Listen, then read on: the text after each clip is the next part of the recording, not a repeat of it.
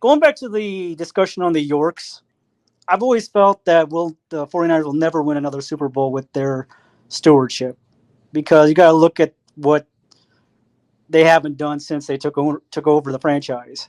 They never invested in a starting quarterback for the long term. I mean, To they've me, invested in it, but they haven't gotten it right. They yeah. invested in Jimmy Garoppolo. They've put a lot of money into that poor kid. God, they've dumped a ton of cash, 120 million at least, and he's going to get more. So hopefully, No Pro Bowls. They've never had a Pro Bowl quarterback ever, ever, ever. What other team can say that? I mean, the Browns have had a Pro Bowl quarterback. Crazy to me. You have to really try hard to be that inept. yeah. So I just don't They've had some see. linebackers though, man. Some great linebackers. Yes, this is true. Phenomenal. The fullbacks they've had, the best. Yes. Yeah. So I just see with their also owning the English soccer team, Leeds United, they're about to be relegated. If people don't know what that means, go down to the lower league. So that Minor tells league me, team. Good investment.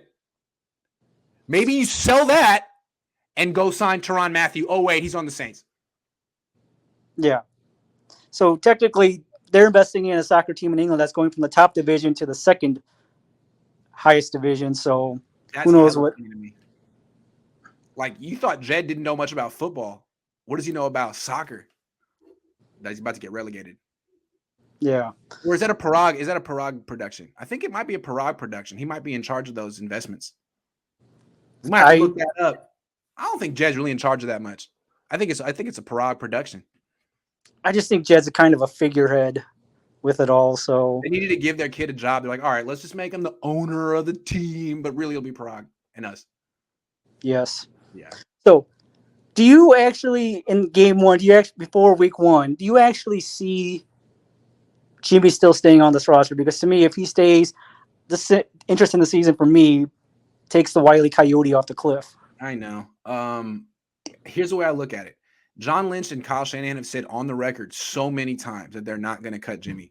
So for them to finally cut him after saying they won't so many times looks wishy-washy. Like, why'd you even say that if you're not going to stick to it? And then I don't believe they're going to trade him. I don't think there's a trade market. So what's the third option? What if they're not going to cut him and no one's going to trade for him? What are they going to do? That's the way I look at it. I don't know. I always felt when John said, "Yeah, we could still keep him." To me, that just sounds like a politician talking out of both I sides of think their he mouth. thinks they're going to trade him. I think he really thinks they're going to trade him. And I think I don't understand why. I don't get it. But I think he would tell you, Grant, you're wrong. We're going to trade him. All he needs, as soon as his shoulder is good, it's going to be 3-4 teams. Like, no, there won't. No, there won't. No, there won't. I always felt that since Teddy Bridgewater went down and Vikings had to trade for Sam Bradford with a first and a fourth, that someone said that would happen again. I'm like, it hasn't happened since. I think that's the only time I could ever remember a quarterback going down with a serious injury in training camp and having to trade for another starting quarterback ever happening that I could always remember, and I haven't seen it since. Yeah. So if I'm Seattle, I want Jimmy to be on the 49ers.